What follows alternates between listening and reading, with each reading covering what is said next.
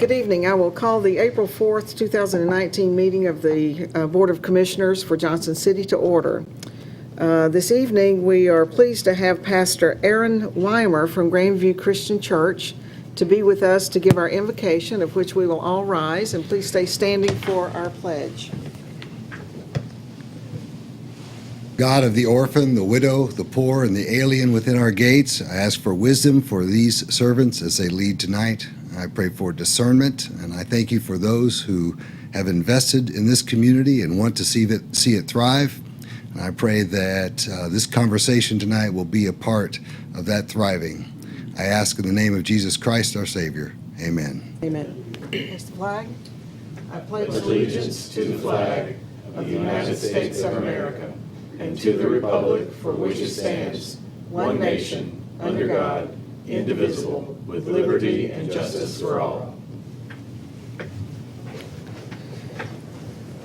Thank you to everyone who's joined our meeting tonight. Mr. Stahl, I think we have one item to add to the agenda. Is that correct? Yes, Mayor, we have a completed beer license application which was received this morning after our departments reviewed it. This would be to consider a beer license application for Scores Grill LLC, and that would be recommended to be added to the agenda under licenses as item D. Move approval. Second. Motion and a second. Is there any other discussion on this item? Ms. Jennings. Commissioner Calhoun? Yes. Commissioner Fowler? Yes. Commissioner Hunter? Yes. Vice Mayor Wise? Yes. Mayor Brock? Yes. Thank you, Mayor. That leads us to approval of the minutes of the previous meeting on 21 March 2019 for your consideration. Commissioners, is there a motion? Move for approval. Second. Motion and a second. Is there any other discussion on the minutes? Ms. Jennings. Commissioner Calhoun? Yes. Commissioner Fowler? Yes. Commissioner Hunter? Yes. Vice Mayor Wise? Yes. Mayor Brock? Yes. Brings you to item 3, proclamations. We have a presentation of a proclamation recognizing Arbor Day. Pat Walding and Company.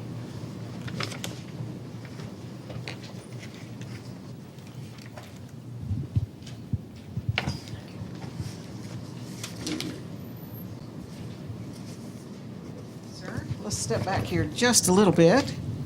Very good.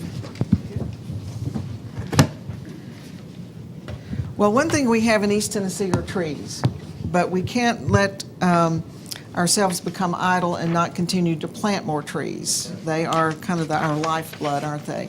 So it's a real privilege to read this mayoral proclamation tonight, and actually a proclamation from the commission.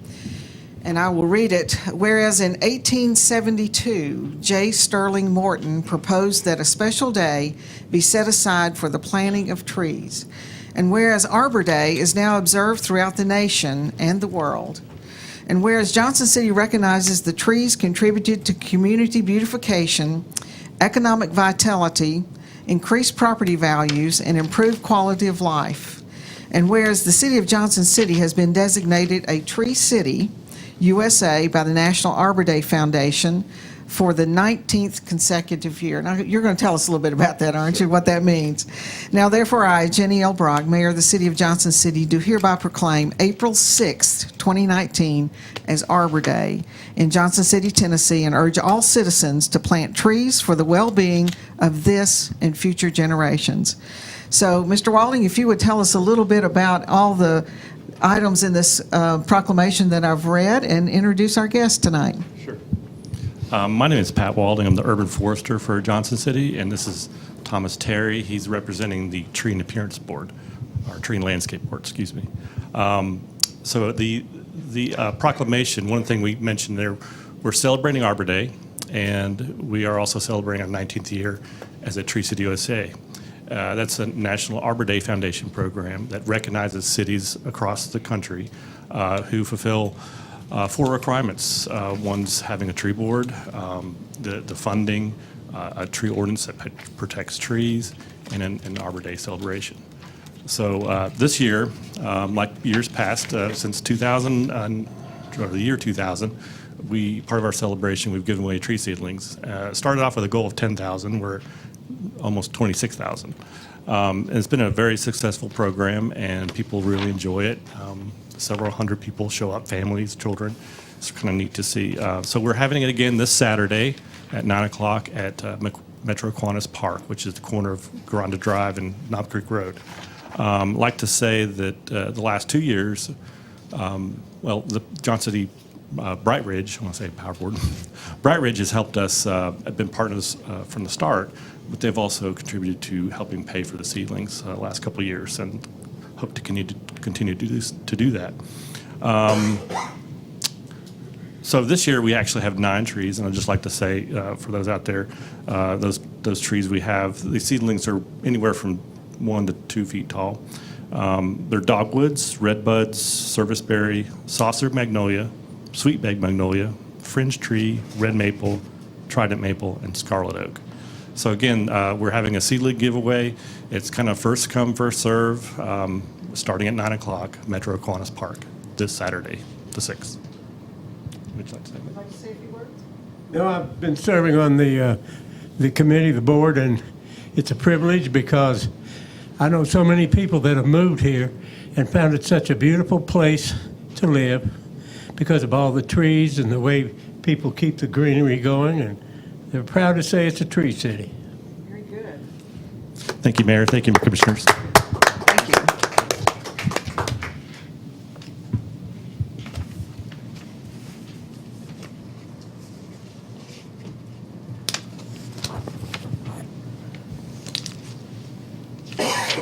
Mayor, our next item is consideration of a temporary occasion license for Blue Plum organization.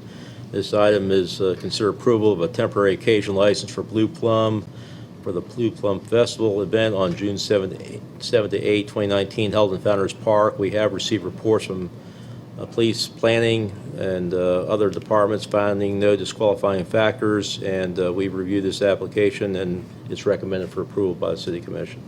Very good. I'm assuming you're representing the Blue Plum Festival. If you'd state your name and address, please. Carolyn Abercrombie, 117 West 11th Avenue. Very good. Thank you for coming tonight. Commissioners? Move approval. Second. Okay, there is a motion and a second. Is there any further discussion? Okay, Ms. Jennings. Commissioner Calhoun? Yes. Commissioner Fowler? Yes. Commissioner Hunter? Yes. Vice Mayor Wise? Yes. Mayor Brock? Yes. And do you want to give us a little information about Blue Plum this year? So the Blue Plum Festival this year is an exciting year because it also falls in the month of June when the 150th birthday and music is being focused on for the city. So we're excited this year to kind of focus on our history within that as well as the city's history. So you're going to be seeing a number of new events and activities incorporated with the festival and really try to expand on the idea that this is a community festival. So I'm personally most excited about that. It is the first Friday, so this year's a little weird. Warning, it's June 7th and 8th, not the Saturday, which falls on the 1st. So June 7th and 8th will be the race. On Saturday, on the 8th there, starting at 8 a.m. in the morning, so we do have the 5K again.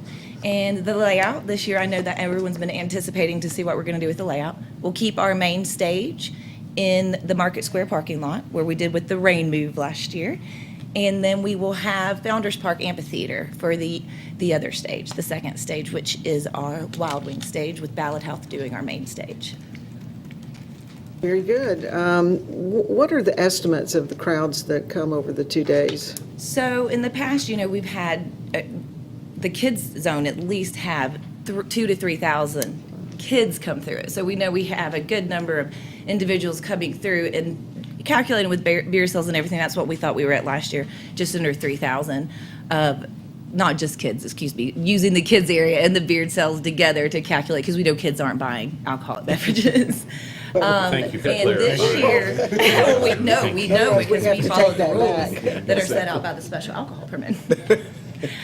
This year is really neat, though, because I'm doing a press release soon, I don't want to say too much, but some of the things that our Experience Committee, one of the new committees we started, have set out to do is really targeting populations we haven't reached out to before. And just one of the new events, we were told by someone, could have the potential to attract 300 people or more. So, and that's one of 5 to 6 new things we're thinking of doing to reach out to new different members in the community that have different interests other than music and art. So I'm excited. Well, thank you so much. I Thank think you. we all agree that the Blue Plum, brings our citizens together, and it's just a great gathering place and a great experience for everybody who comes down. So we'll all be there. Do you think you might invite Henry Johnson to come to any of the events? I mean, I would love to have him there. The Blue Plum comes from the Blue Plum Village, the Blue Plum Post Office that he started as postmaster, and Johnson City's named after him for all that he did by bringing the train depot. And so he is a big part of why we even call Blue Plum. He brought everyone here and brought everyone together initially, and that's what our festival was meant to do. And thank you for your continued support. Big thank you to the community. It's been an exciting last 2 years because I feel like we have everyone behind us. We have some great sponsors that continue to come back, and we have all of your support too. So thank you for all of you. Well, we have a direct line to Mayor Johnson, so we might be able to influence him to come I from could, the past. I to could get a come. connection to maybe let him introduce a headliner, There you go. put him on stage. I think that could be fun. I'm sure he'd like to walk around in that wool suit out on the, So we don't let anybody leave until they say the real name of the 150th birthday. I've been practicing this and I still can't do it because I'm on the museum board at the VA too, so I'm doing the museum. Wait, Commissioner, Oh, I need Calhoun. this. can you see it? Sesquicentennial? There you go. Yes. Can I have a piece of paper with that? Actually, we can get you some stickers. You Keisha have will take stickers, care you of need you. We have stickers stickers. for it. Well, we're Yeah. making some awesome merch this year too. I've got a hint from someone up here. I'm not going to name names that maybe you guys might like some. So I'm wearing our 5K shirt now. If you pre-register and go pick up your packet from Fleet Feet, you're guaranteed to get an awesome 5K shirt this year too. But we have some other new activities that are going to have shirts associated that I know you will enjoy participating in, John Hunter. Well, I thought it was Charlie's idea. Was it? Oh, well, he sent me the message on behalf of Charlie. That's right. You Thank can you. send your request through John then. There you go. Thank you so much. Thank We- you. We really look forward to it. I have to point out something to our audience. On my right, your left, we have our two commissioners with their yellow ties, and on the left with their gold ties. This was not pre-planned, so. We assure you. Yeah, but this just shows you what a good Symmetrical group. close-knit commission Yeah. this is. Know what you're thinking. That's right. That's right. Exactly. Bald on this end, good hair on that end. I didn't I see how it's going to be. Well, it's a good thing I'm in the mayor to keep this kind of divided up, yeah. All right. We're a Professional group. Yeah. A rose amongst thorns. Okay, Mr. Stahl, we have our added item. Yes, this is under licenses, item B, consider a beer license application for Scores Grill LLC, situated at 2011 North Run Street, which I understand is the mall in Johnson City. This item is for consideration of a Class 1 on-premise beer license for Scores Grill. The business is in the B4 zone. We receive reports from police, fire, codes, planning department. We find no disqualifying factors. I've also looked at this application, noted that there is a current business license on file, and I believe it's in a position for recommendation for approval by the city commission. Is the applicant here? Come to the podium and state your name and address, please. Travis Rogers, 4415 Cherokee Road. Okay, very good. And have you read the rules and regulations overseeing the sale of beer in our city? And do you agree to abide by those? I do. Very good. One question, is this in the mall? It's inside the mall, yes, ma'am. Is this a new place, or where exactly in the mall is it? It would be, if you went in the main mall entrance, to the left, Dick's Sporting Goods on Yes. your right. Yeah. Down the left-hand wing on the right. Oh, okay. Yeah. Oh, but, okay, so it's a restaurant then? Yeah, it's a restaurant, hamburgers, pizza, wings, salads. Very good. That's We just- something that, We a just long want to time ago, serve there beer, was one up you front. come in, bring your kids, and you want to turn them loose for a little while and come in, sit down and watch a game, have a beer. We just want to accommodate that, Be any amusements for the kids? the whole family. The whole thing. All right. Well, very good. Good luck. Thank you. Did we vote on that? No, we haven't. No. Is Do it we have a motion? I motion? didn't think so. We'd like to invite y'all to come down and see us. We'll do it. We have a motion. Is there a second? Second. Any further discussion or questions? All right, Ms. Jennings. Commissioner Calhoun? Yes. Commissioner Fowler? Yes. Commissioner Hunter? Yes. Vice Mayor Wise? Yes. Mayor Brock? Yes. Is there anything else you want to share with the public about, when are you opening? It's actually open now. Okay. We have to we have to be open and have everything ready before we can apply for the beer Okay. license. So we're up and running now. Do you have mall hours, or do you have? Just mall Hours, hours, yes. 7 days a week? Yeah. Okay. Very good. So, okay. Thank But you. you open it like at 10 o'clock or not till 11 or what? Not 10 o'clock. When the mall doors open, we open, and when the mall doors close, we close. All right, we'll come out and see you. Thank All you. right, thank you. Good luck.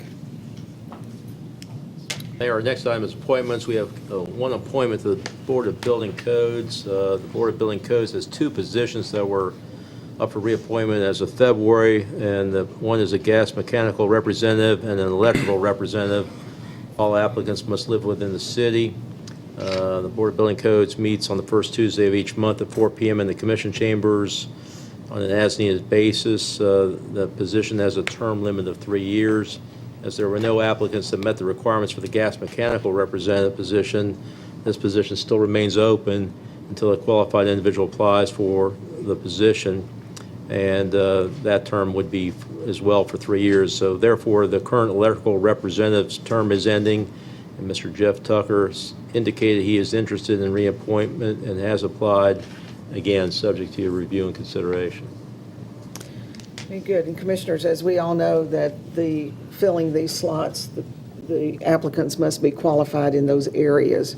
So this one tonight is on electrical, and Mr. Tucker is asking for a second term. And we have no other applicants, so. Move, we appoint Mr. Tucker, reappoint Mr. Tucker. I'll second that. All right, motion is second. Any other comments? All right, Ms. Jennings? Commissioner Calhoun. Yes. Commissioner Fowler. Yes. Commissioner Hunter. Yes. Vice Mayor Wise. Yes. Mayor Brock. Yes. And what do we do to try to recruit, like the gas position? Do we do anything to go out and try to find Well, some, or? the board, obviously, we do solicit applications through our media process, but the board itself, which obviously is a technical board, they try as well to solicit interest in the community and in this profession, and sometimes are very successful at that, and other times there seems to be, as in this case, no apparent qualified interest. So there is an active effort to do that, but sometimes it doesn't have the results that we hope. Okay. Okay, next item? Next item is street closures. We have two items on one, they're both for Blue Plum organization, and we have a special event permit application requesting a street closure from Blue Plum to accommodate the Blue Plum Festival held on Friday, June 7, 2019, and Saturday, June 8, 2019. The applicant is requesting closure of various streets from 7 a.m. on Friday, June 7th, and reopen on 3 a.m. on Sunday, June 9th. And there's an attached site plan for the purpose of the festival. The festival hours will be from 4 p.m. to 11 p.m. on Friday, June 7th, and from 10 a.m. to 11 p.m. on Saturday, June 8th. The applicant is requesting to utilize tents or other temporary structures, and beer would be allowed in the area. And there also would be a giant gondola wheel on private property, which I believe maybe was not exactly that, or was that, but I think that's occurred in the past. And they have submitted a site plan B to be approved along with the original site plan A as an alternative site venue should the city request a venue change as a result of inclement weather, flooding in Founders Park, or any unforeseen emergency, which we hope none of that will occur. But however, we've reviewed the application, and we recommend approval, and we will provide traffic control measures to be put in place to make this a successful event. You make it sound so fun. It's just many You years could of have reading. left the rain part. Just for the record, if you'd state your name again, please. Caroline Abercrombie, 117 West 11th. Very good. And Mr. Stahl, both Plan A and B have been reviewed, and staff is fine with how that would change in case we have inclement weather. Yes, Mayor, that's true. Okay, no rain this year. Maybe that'll be a good birthday present for Johnson City. Okay, Commissioners, are there any questions when we get into a festival like this that's several days? And this actually will be closed on Thursday. Yes, we plan to mark closure all week and then actually close the parking lots on Thursday and then set the street closures on Friday morning. And the parking lots that will be closed will be the Pavilion In Market Square. and Market Square. Not Market Square, excuse me. Downtown Square. No, No. the one right there, but by Commerce. In front of and Track. Market Street. But Okay. it's Market Street parking lot. Between the farmer's market and track. Yes. Yes, Yeah. okay. Okay. There's a name for it. I actually just texted Diana to get the name of it too. But you're going to keep your main stage then in the alternate spot that you had last year. You found that worked really well? Just the sound didn't work great in the pavilion, so we're going to go back in the amphitheater. And then that gives us the lawn with a lot of things that are easier to move. It's things that we can move up into the street if we have to for the majority of it. The kids area and some of the new activities I've mentioned earlier.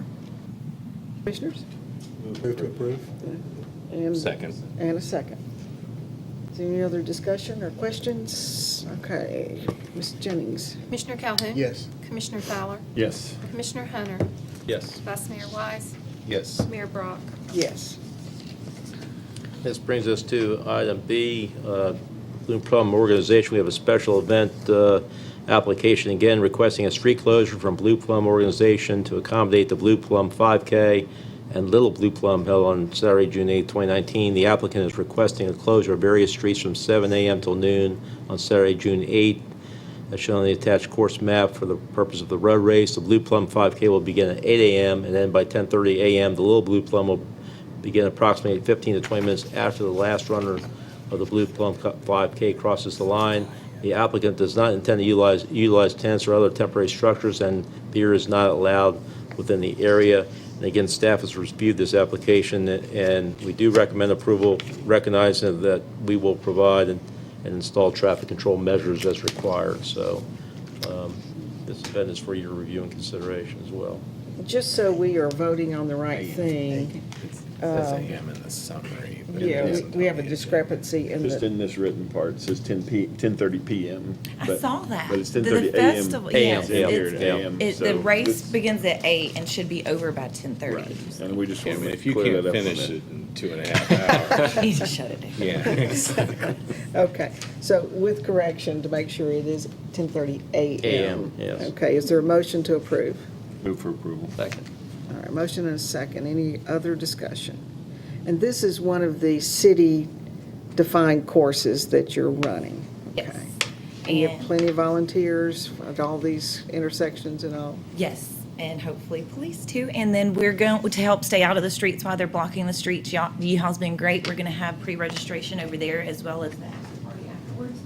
So that'll help keeping individuals out of the way while road closures are still kind of incomplete. Jennings? Commissioner Calhoun? Yes. Commissioner Fowler? Yes. Commissioner Hunter? Yes. Vice Mayor Wise? Yes. Mayor Brock? Yes. Okay, thank you very much. Very nice. And one final question, for people who want to run in the 5K, they can go online and register? Yeah, Blue Plum Organization's website. You can just scroll right down past the festival dates, and you'll see the link to click on the registration form. And it's then open now, right? It's open. She's working on the website this morning, she told me, and I just looked at it, and it was open, ready to go. So registration, and then you can pick up your packet at Fleet Feet. And thank you to JC Run Club for taking this over last year and transforming it and making it a real race that runners want to come to and fun. Thank you. Mayor, next item is your consent agenda for your review and consideration. Okay, Commissioners, I am just going to go ahead and step up, and I would like to pull for discussion A1. Are there any other areas or any other items on the consent agenda you would like to pull? Commissioner Calhoun?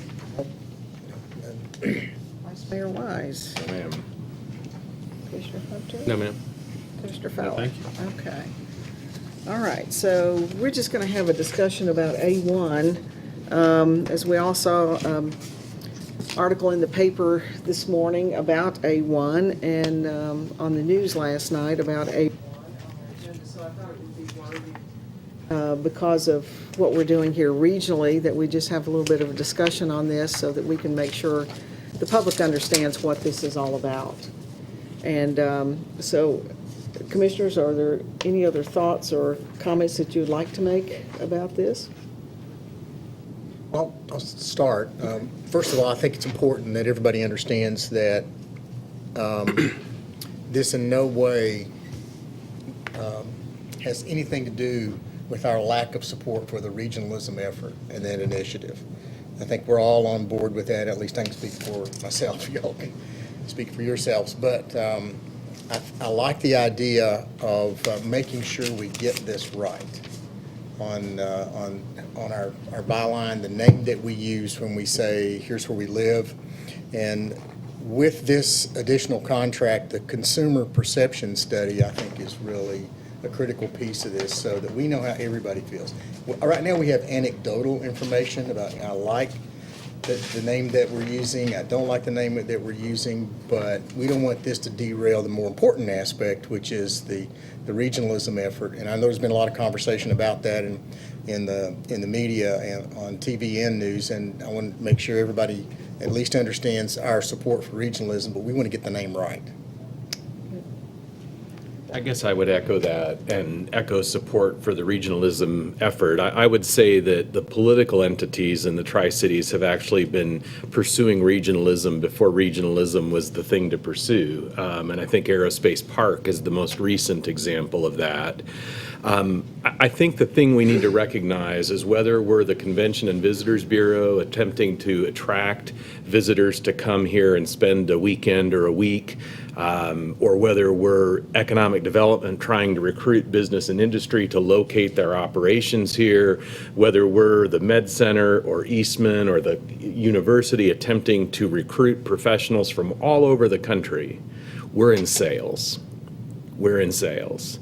And we need to tell a story that's appealing to people who are not already vested in our community. And so it matters that we think like they think and understand what they understand and speak to what speaks to them. There is a reason successful companies spend a considerable amount of money on their marketing and their communications efforts. And it's because names matter, perception matters, and it affects how other people see our community and whether they want to bring themselves, their family, and their dollars here. And folks, that's critically important that those things be happening in Johnson City. And so we may look at this and say, well, that's a lot of money. And it is a lot of money, and there's no one here on this platform that doesn't recognize that it's a considerable amount of money. But I would suggest that the dollar amount we're talking about is a relatively small investment when you consider how much existing spending we do. And when I say we, I don't mean the city. I mean economic development, the chambers, the Convention and Visitors Bureaus, our other strategic partners like ETSU, the Med Center, et cetera. We spend a considerable amount of money sending conflicting messages about our region. We say we're the Tri-Cities. You know what that tells people? You got 3 cities, none of them are significant enough to remember. And so we need to create a dynamic where the economies of the Tri-Cities are put together. So when we go out and we tell a story, we're not telling a story about a 65,000 person community in Johnson City. We're telling a story about 1 million people across 2 metropolitan statistical areas that represent growth and opportunity and a worthy target for your investment. So folks, if anything else, we are in sales and we need to make sure we're ringing the bell right or we're going to get left behind. Well put. Well put. Yeah, honestly, Joe, it's a shame that these mics are not able to be dropped. That's very well put. You know, when I saw the headlines on the Facebook post for the article, I thought, we're going to get some negative calls today. And earlier than 8 o'clock in the morning, I was getting a lot of positive feedback from calls and texts from business leaders and whatnot who were excited about the opportunity. And personally, you know, as you mentioned, we've worked regionally for decades. The exciting thing about this, in my opinion, is that we get to shine light on that fact with this renaming or this naming opportunity to the general public and to business leaders who may otherwise have not seen or realized all the things that we're doing in conjunction with other areas in this region.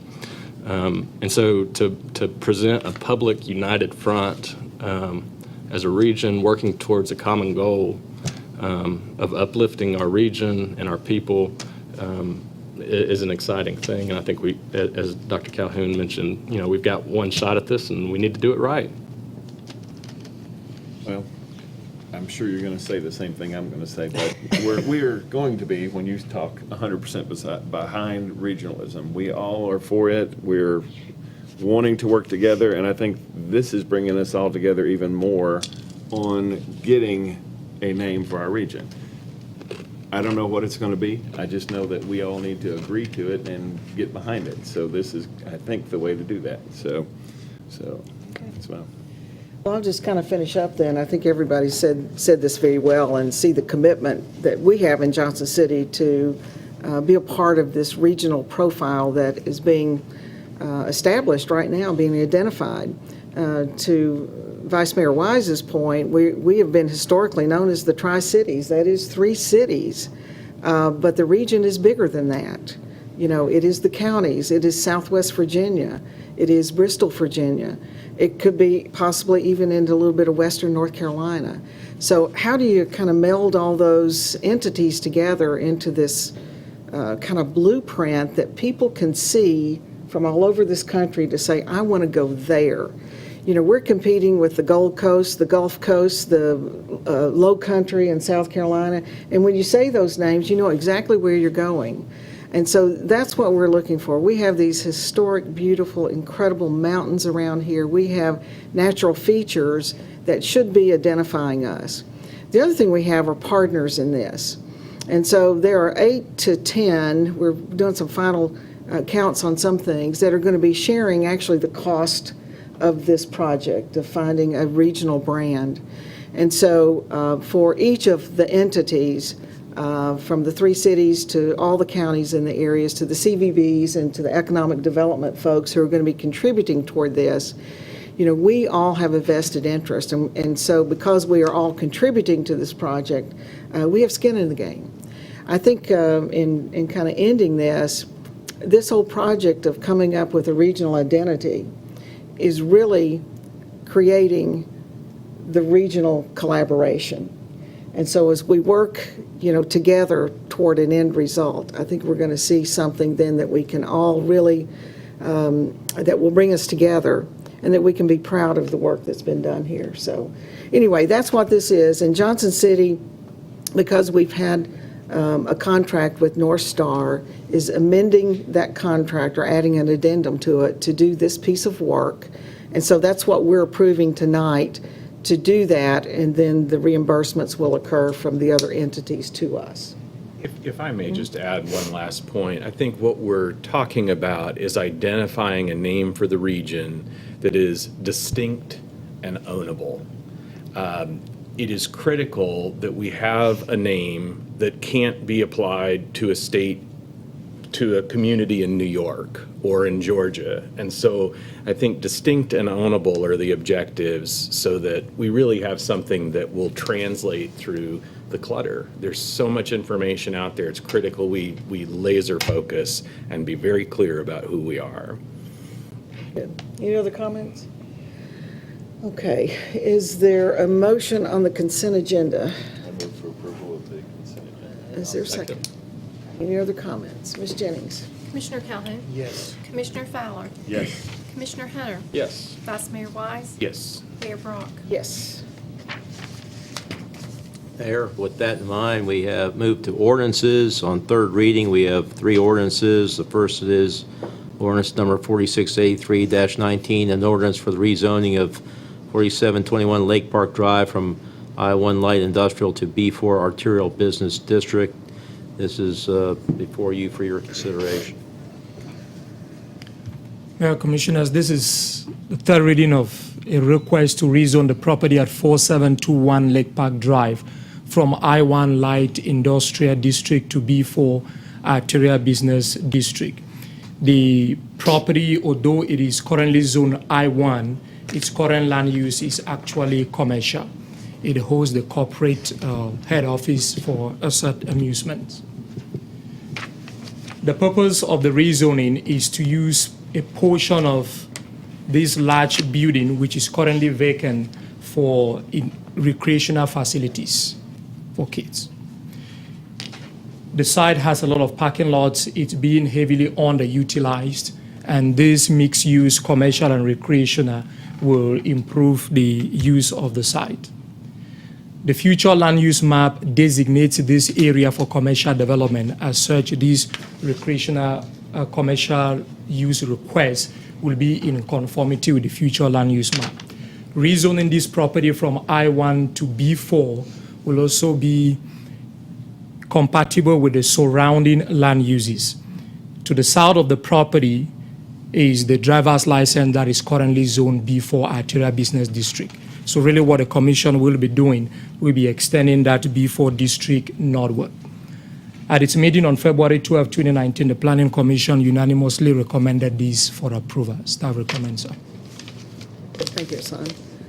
Commissioners? Is there a motion? Move approve. Second. Or third, whatever we're looking for. On the count of three.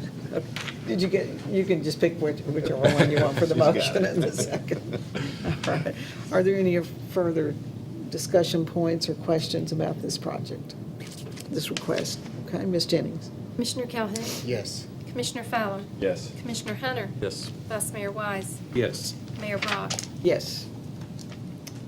Okay, thank you. Mayor, on item B, we have a considered resolution for the annexation of 111 and 0 Julie Lane on third reading.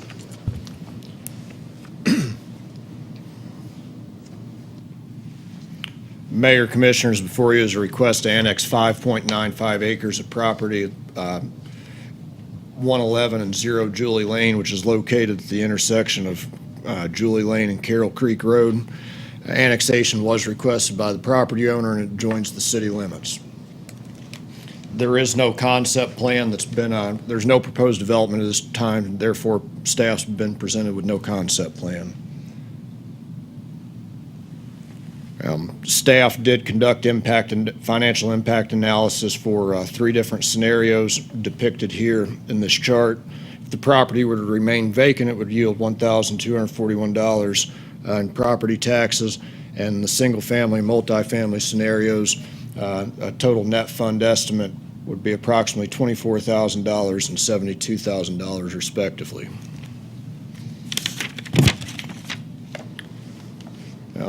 City water and sewer is currently available to the property, and all other services will be provided in accordance with city policy.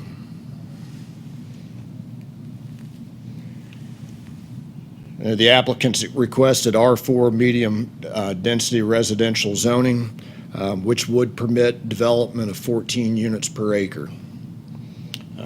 This zoning is consistent with the surrounding zoning districts and with the future land use plan.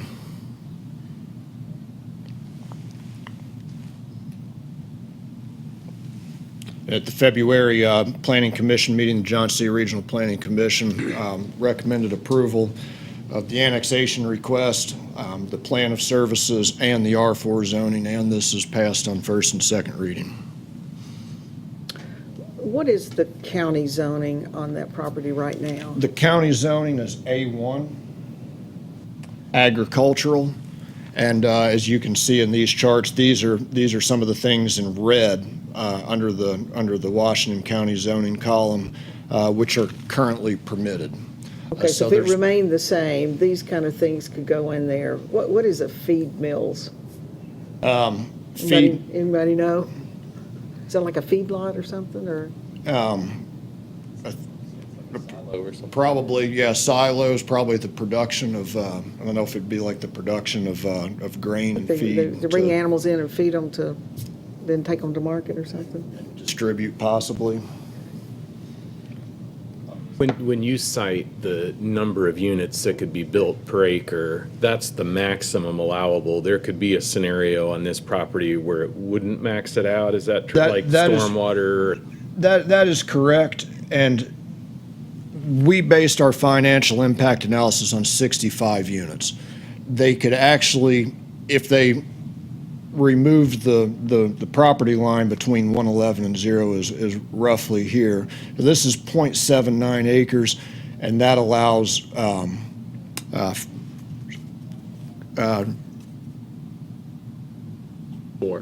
it would allow 70, or I'm sorry, 0 Julie Lane here would allow 11 units. This This 5.16 acres up here would allow 72 units. So if you remove if they took the line out and combined the two properties, you could have a possibility of 83 units. However, this entire area here on 0 Julie Lane is situated in a flood zone. So we believe, based on the limitations, the natural characteristics of the property, parking requirements, buffering requirements, and those sorts of things, that we estimated on the high end that he could develop about 65 units if he chooses to develop, build apartments. On its current zoning, and if it remained in the county, do you know, I mean, we don't know what is going to be put there, but you're talking about 75 units could be put there under our zoning. Correct. How many could be put there under county zoning? I read the county regulations and requirements and spoke with Angie Charles, the Washington County zoning coordinator, and it would be, they could put in 50 units currently. Is that with or without the property line being removed? That is with it being removed. Okay. That's total acreage. So 50 of the same kind of units? It'd basically be, they allow two-family, not multifamily. The county allows a two-family, so a possibility of 25 duplexes with 50 units. And the impact of this to Julie Lane, if, let's say somebody went up there and did build multifamily, is that street something that could handle additional traffic? I think there's been some preliminary discussion, which I've not been privy to, between the developer, and the developer has not stated what he wants to do. In some of the conversations I've had with him, he's entertained the possibility. I mean, obviously, he's requesting the R4 zoning. So he has some idea that he could possibly build apartments or sell the property. I believe there have been some discussions between him, I believe, and Public Works about possibly widening that road. We sent out the request for any additional information from the various departments within the city, Public Works being included, and they did not see any problem at this time with future development. I have talked with the city engineer, Alan Cantrell, and he believes that widening that road, if need be, is quite possible. But a lot of that stuff would be discussed in greater detail once a concept plan would be submitted. Just for clarity's sake, is there a developer involved, or there's the owner trying to get it annexed and rezoned to market it? The owner. The Okay. owner is Greg Fellers. Okay, so but there's not somebody withholding information from us at this point? A developer hasn't come to No. be in the mix yet? No, that's correct. That's Okay. correct. And I think I've been sort of using those terms interchangeably, but Okay. this is the owner of the property is requesting the annexation and the rezoning, and really, I think he's with the idea that he may end up building or he might sell, but he bought the property, and I think he believes this will make it more marketable. So it's the owner who's talking with Public Works about widening the road, and why would they be doing that if they don't have a plan for it? Possible future, just to get his ideas together about what his options might be going forward. I think it's fair to say that that entire strip of Carroll Creek Road has some long-range plans to be widened, but whether it's driven by specific projects is I can't answer that, but I do know that there's been some long-range plans, and Alan Cantrell could speak to that, and he has in the past, about the more development you have on Carroll Creek, and you just drive out there and see, the more farmland that's developed, is obviously going to impact the road at some point, and it's already showing signs of doing so, but whether it's at that point of a large project is something engineering could probably respond to better than I can. What's before us in this one is annexation. So that's what we want to answer on this third reading. And I would suggest too, with the, as far as what's before us with the rezoning, is this zoning consistent with the current zoning and the future land use plan? And it clearly is. The staff believes that it clearly is. And you can, with the PUD development just to the north that adjoins the property is R4 zoning. And as you said, the annexation, staff supports the approval. Well, let me ask you one question. Is there any mandatory requirements on sidewalks, either facing Carroll Creek or Julie Lane, as any aspect of development? Well, one concern would be, of course, it's not your question specifically, but they would be required to provide a buffer between themselves and the development to the north. And I'm going to defer to Mr. Bernard if he could answer any questions about the sidewalks in particular. The sidewalks requirements may apply. The way our zoning regulations is written, if you're doing commercial development, multifamily development, sidewalks are required. The developer, however, has the option of paying a fee in lieu of that sidewalk, depending on where the nearest sidewalk to that site is. Well, it's important to avoid disconnected sidewalks. So if the developer has that alternative of paying a fee in lieu of sidewalk improvements. And even with that, there are times, and that may apply with this if a developer comes up in future to do a multifamily development on this piece of property. Sometimes the Public Works Department can look at the traffic impact analysis and require the developer to make certain improvements. I think it's worth acknowledging to the folks that live there. I know when I was on the Planning Commission years ago, a similar request came and then I think was withdrawn. I don't believe it ever actually went through the full process. And so I have friends and I've heard from people that live up in the planned unit development at the top. And so I want them to realize that we've heard them. The dilemma is the choice isn't whether it stays the way it is or it becomes apartments or it becomes multifamily. Apartments sort of has a connotation different than multifamily, but you know, whether it's R4 or not, the question is a landowner has come and asked to be annexed and they meet the qualifications and the criteria to be annexed. And so the question simply then is there some reason we wouldn't want to annex them? And then, once we decide, well, there's no compelling reason not to annex it, what land use should it have? Well, it's pretty hard to make the case that it shouldn't be R4 when it's got R4 all around it, and that it shouldn't be residential. If I owned a home up on Chadwick Circle, the county's A1 would scare the daylights out of me. The only hedge against it becoming truly problematic is that it's not at a real desirable intersection for certain kinds of commercials, but you could end up with a Dollar General, you could end up with mobile homes, you could end up with any number of things on that parcel that would be inconsistent with the use around it. And I think for that reason, and the recommendation of the Planning Commission, I would move approval. I'll second that.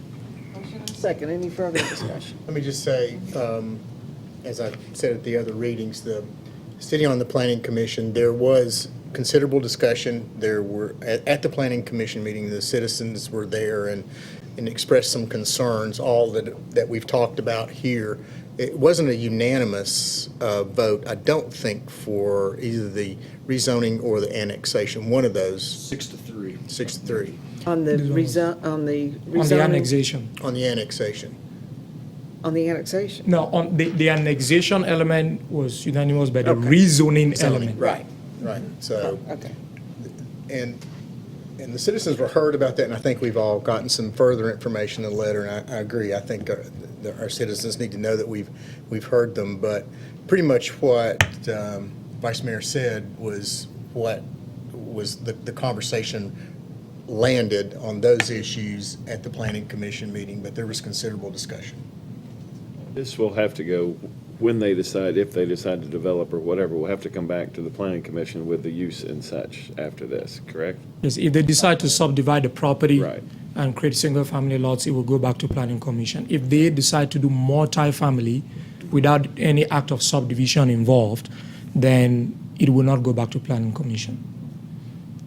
But if they were to combine the two, like the property line that separates zero, the first lot from the second, would that have to go to planning to be put back together, or would staff? No, it would just be administratively It'd be a approved as a staff, minor okay. subdivision plat. Anything else? Ms. Jennings? Commissioner Calhoun? Yes. Commissioner Fowler? Yes. Commissioner Hunter? Yes. Vice Mayor Wise? Yes. Mayor Brock? Yes. That brings us to item C, ordinance number 4685-19, an ordinance for the zoning designation of R4 for 111 and 0.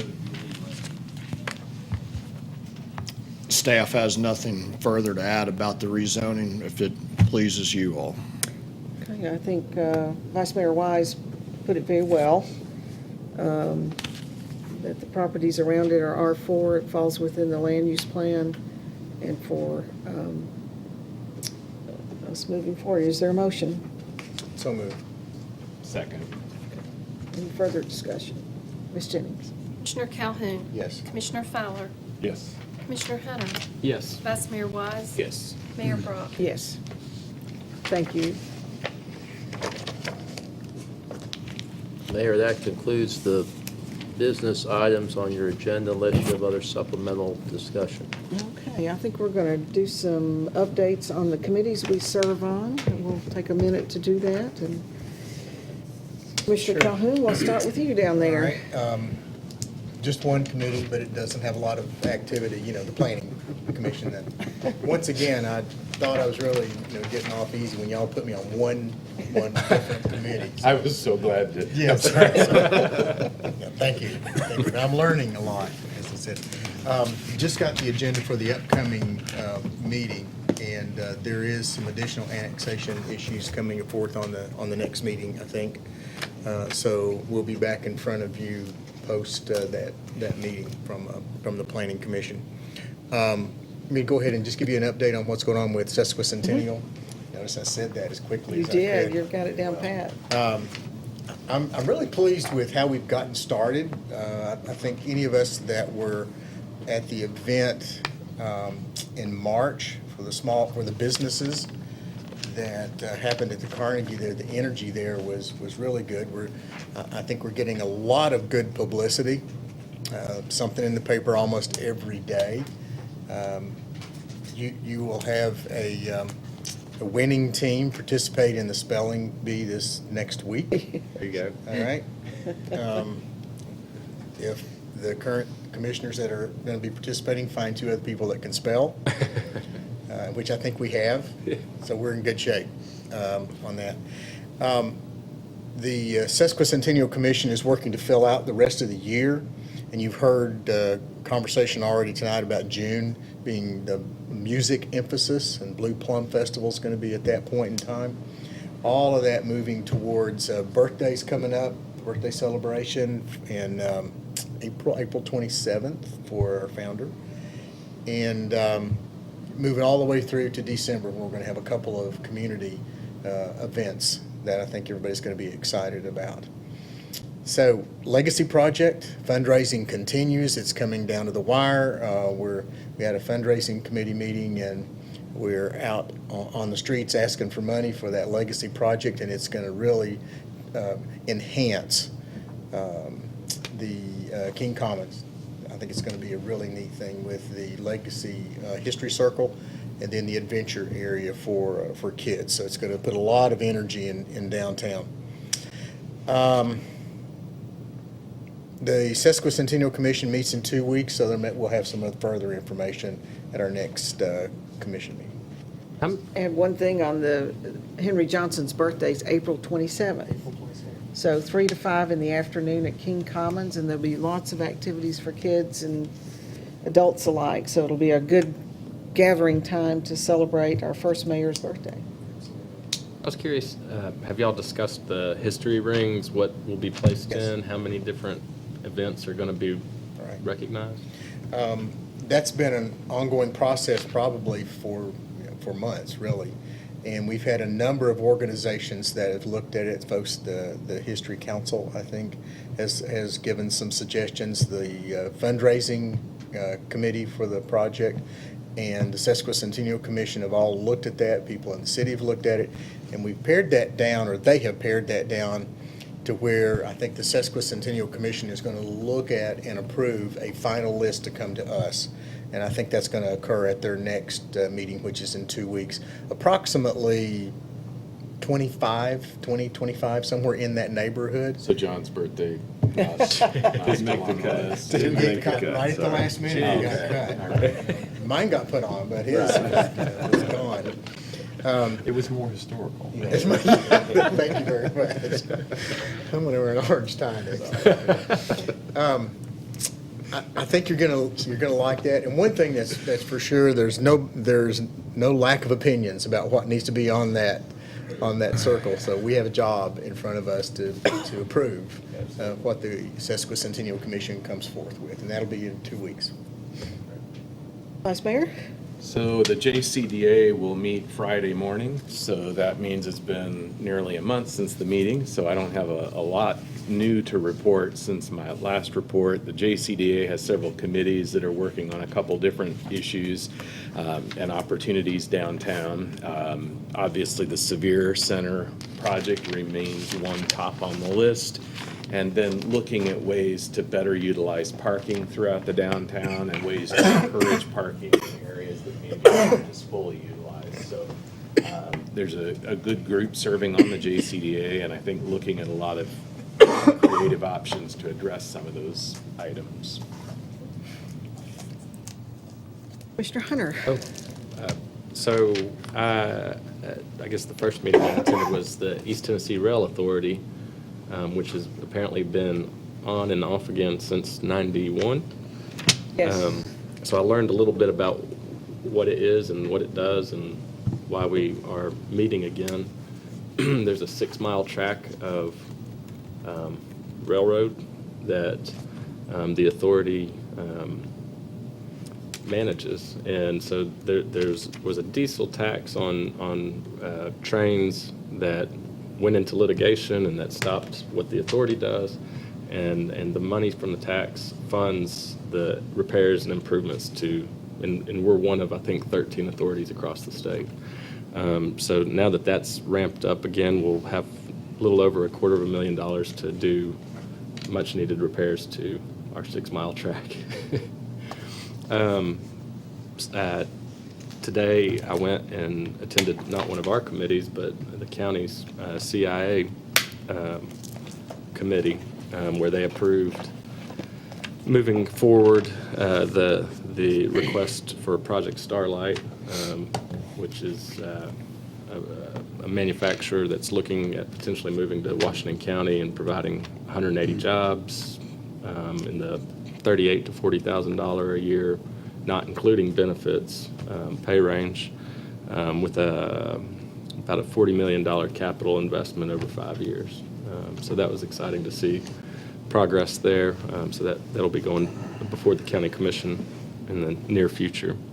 And then I had the opportunity, speaking of regionalism, to sit down with a local newscaster and County Commissioner Jody Jones and speak about concerns with the ban on ban and how it restricts us as local municipalities to make decisions for ourselves and the impact it may have on our financials and also our environment. So you can watch that on one of our local news stations tonight. Yeah, well, tune in. We've Tune in. been on a lot lately. Yeah. Mr. That's Fowler? it. All right. I went to the Convention and Visitors Bureau meeting, and we have lots of things coming up. They've got a lot of stuff going on, which is great. The Harley Owners Group, the HOG Group, is coming back in September for a Hills and Hollers rally.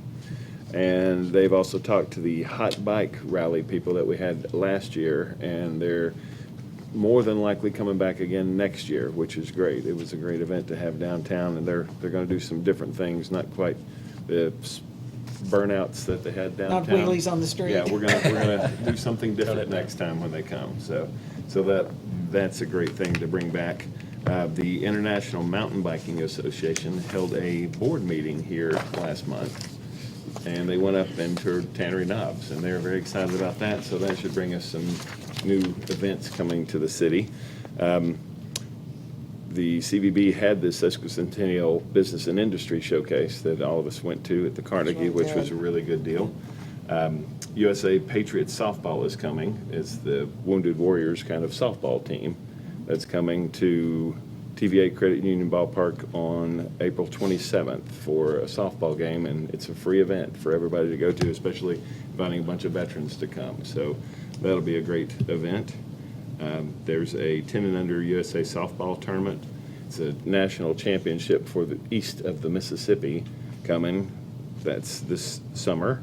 And Marching Bands of America are coming. They already have 32 bands coming October 12th. So, and they can't take more than 50 because of the place. So they're worried a little bit about having too many people coming, which is a good problem to have.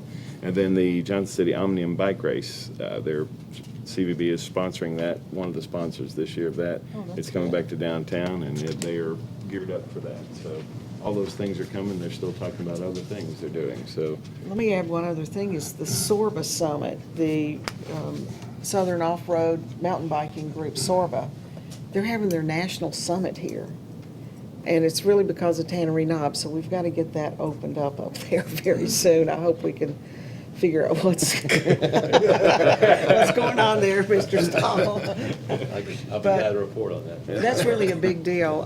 Actually, when IMBA was here, their board of directors, I had dinner with them one night, and they were very impressed with Johnson City. And that's not just the mountain bike park and all we have around here, but they loved what's going on downtown. So it was a good meeting for them. And I do believe staff has been working with the current owner to work that out, and there's some back and forth and some documents still needed. We'd love nothing more than to get Tannery Knobs open, but we need to do it right so that we're ensuring everything is up to snuff and There's safe. dialogue as currently as the past 24 hours with the owner, and just so everybody knows, it is still privately owned. It does require, and I think the mayor pretty much stated what was needed, but obviously a final plat survey, signed survey was completed. We have that. I think some adjustments to some documents related to the deed need to be adjusted. Sodding around the pump track needs to occur, and as recommended by IMBA, and as importantly, the submission of bills that are related to the development of the project itself. So all those bills need to be submitted, and this is all part of the agreement of conveyance that the property owner signed off on and you all approved. So once those items are submitted and complete, a closing, according to our real estate counsel, Carl McInturf, could be very quick. So so we're in a position, upon receipt of all this information, to move forward fairly expediently on this. Once the closing occurs, how long will it take Parks and Rec staff to get up there and do what they need to do before they feel it can be opened? Well, I think, I'm going to say, just in a broad sense, within 30 days or less. And you say, why do you say that? We were up there last week already. Just an example with Public Works, do you stripe the parking lot like we did at Legion Pool, gravel lot, okay, just so you have some parking organization. Signage, okay, not just to say where it's at. We also are looking at some signage at the foot of Tannery Knob along New Street there by where Matter and Craig's at. There's some directional signage at that level. But you say, what else would be required on signage? Just some informational signage at the top of the mountain, at the bike park, at the end of the parking lot. But also, one thing we did notice in our survey last week is that it would be very important, and some of our Sorbo folks suggested this, that if you don't have some signage saying no parking on the driveway going up beside the water tank on a given event, you could have a jam-packed situation. So we need to have some restrictions on signage. We also talked about I guess a station, employee station up there, which would be fairly easy to install, basically to monitor the day-to-day events up there, day-to-day traffic in and out of there. That, we don't feel that would be hard or difficult to put in place. And the most important thing among many people's minds is restrooms. Now, obviously, there's two restroom approaches. One is a more comprehensive one where you actually have some type of a system that's kind of an all-inclusive system, that chemical type of system that treats itself, and as there's not sanitary sewer, nor is there an active water supply up there. But in the meantime, Water tank. right, well, there is, A really that's big not- one, right? yeah, that's $12 million yeah, an water active tank. line supply to the site. But and while this is not something that we feel is optimum, but in a short order, just to get some temporary porta-johns up there. I'm not a big fan of the Tweetsie Trail porta-john, nor is the mayor, nor some of you, but until you have a more permanent solution, that would be the solution. So those can come fairly quickly, but I would say within 30 days or less, because we're not sitting on our hands now. I can assure you, we're actively planning, ordering signs. Can we make the signs and get those ready That's what we're just to doing, install? yeah. Good. So this is moving forward, and we had Public Works up there to help us in this mission to get this accomplished. Well, I would just suggest that we think about having kind of a soft opening and then figure out what we're going to do for a ribbon cutting up there, because I think that would be a significant project that we would want the public to come in and see and be a part of as we open it up. And some street lighting. You say, we're Yes. talking with power, where there's an opportunity on, with probably little expense, to have some properly situated street lighting around the parking lot to give enough illumination. And that, of course, we envision it to be a dawn to dusk operation, but you still need to have illumination at certain times. Questions about the top of the mountain up here? Be good.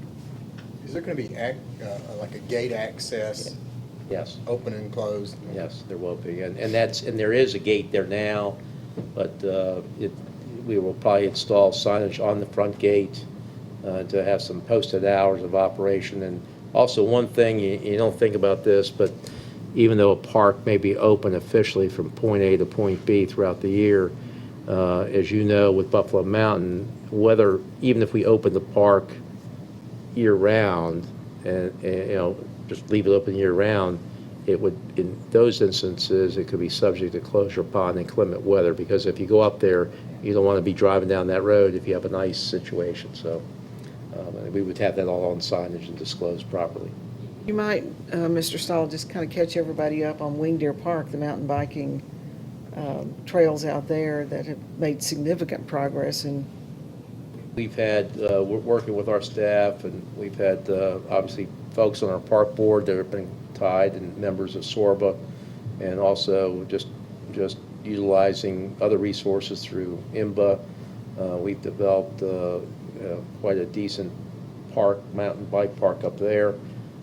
We probably need to expound upon public information on that. A lot of people know it's there, but I think we can obviously go beyond that, because it's obviously been not, I'm not saying overshadowed, but in a way the physical attraction of Tannery Knob speaks for itself. So this is something that we just want to let people know, that we're not limited to Tannery Knob, and we are actively looking at communicating that park as well is a great operation too. well, I think the unique thing about Wing Deer is almost I just call it public-private partnership in developing those trails. And IMBA actually received some grants, Right. or a grant to help with that. Plus, they have the volunteer teams who've been out there actually building the trails. It's a different kind of trail system than, I guess, what you see up at Tannery, but it's another really good amenity that we have. And you raise a good point, Mayor, because in every project that this city has been involved in, and I know in the past 10 years, it's public-private partnerships. We've had support not just with the Tweetsie Trail, we've had support with the mountain bike parks, but we've also had support, and I won't mention all their names, but local companies have contributed significant dollars in just redeveloping some of our existing parks, whether it's buying benches, whether it's landscaping, what's that? Splash pads. Splash pad, you have, Rotary Park. you have a tremendous investment locally, not, again, businesses and civic emphasis, and it's something to be proud of because we have some great support. All right, well, that just leaves me, I'll talk about Bright Ridge for just a minute. Our broadband fiber installation is well underway. They've installed over 10,000 feet of fiber, and we have customers up and running now. So the approach that's being taken, you don't see big splashes of advertising out there because people will be disappointed when they find out they're in phase 8, like I am. So they are marketing just to the people in those zones. We also have new wireless customers in the rural areas up and running too, so it's all going to be good. You'll be receiving an invitation for the ribbon cutting for the new solar farm that's going to occur on May the 7th. It's fully installed and probably connected at this point. So we've had that kind of in place for the last couple of months, but it's been so cold, we didn't want to do anything out there at that time. But very, Water tanks get that. yeah, very impressive when you go out there. And I think there's something like 44,000 solar arrays on the solar farm. Yeah, it's a lot. It's a lot. So that's all good. And these are all very positive directions that Bright Ridge is moving into. And I think when we get full implementation of broadband, kind of like Chattanooga, we will be a 10 gig city. And those are the kind of things we need to, really be talking about that is going to be very attractive to businesses. On the animal shelter, just a quick update. We have the animal count under control. A couple of months ago, I was telling you the criticality of things out there. We only have about 100 dogs right now, and believe it or not, only 40 cats. Wow. We have adopted out about 360 cats. The public has come forward. Now, we're headed into kitten season, but we have had a generous donor who has sponsored over 300 cats to be spayed and neutered. And if you do the mathematics on that, I mean, it is huge on what we're avoiding from unwanted litters. So again, in the next couple of months, you will be receiving an ordinance for consideration to stiffen, not stiffen, but to make spay and neuter a part of owning a pet inside of Johnson City, unless you are a breeder.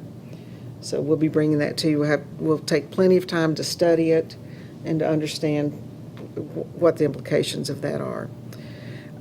Today, I attended a meeting in Carter County. I learned that the mayor of Johnson City was supposed to be represented on their economic development board. Also learned that we had not been participating for a long time. But, we have about 1,000 residents who live in Carter County who also live in Johnson City. And so therefore, we are a part of that economic development group. And they were very happy when representation from Johnson City came in. So I think this is just another one of those things, if we kind of show our initiative there, that, it really speaks well to our regional approach to things. They are dealing with everything that we're dealing with over here in terms of development. So I think as we get more involved in that, it'll be a good thing for us. Just to the public, I just want to let you know that this commission last Monday night held a focus group with what people term millennials. Like are you a millennial? Right Tail at the end on yeah. it? Yeah, Just yeah. barely. And we're trying to listen to different groups as we prepare for our strategic planning, which will take place next week. And I don't know what y'all felt. I think I do know what you felt, but that was a time well worth us investing in. And they told us a lot of things that we thought we knew, but we didn't. So I've thought about a lot of that. So we want to thank all those young people who came over to talk with us. Last thing, on May 9th is the State of the City address, State of the City, Town, County. that the chamber sponsors. And we're going to be getting with you. Our message is really a message from the commission and the administration. I'll just kind of be the deliverer of that. But we've been working with Keisha, and what we're thinking about doing, if y'all will agree to this, is have a kind of upfront short video that introduces the commission with participation and talking about some key things that, we want to get out there first, and then we'll deliver the message. But want also to ask you on key things that you think should be in our message to the public. And we want to go all out in that message. So anyhow, that's all I have. Are there any other questions or comments that before we adjourn? Anthony Todd from Transportation and Traffic came to Rotary this morning and gave a presentation that was really excellent. We have some great employees, just We to let do. you know. So everybody was appreciative of them being there, and you don't really understand how many signs we have, how many stoplights we have, how many things that they really take care of for us. So we have a great group of people, so I want to appreciate him being Nice there to mention today. that. Yeah. Good. Anything else? Ms. Jennings, do you have anything? Please tell us sales tax is up. It's looking a little better. Oh, good. All right. Mr. Stahl, anything?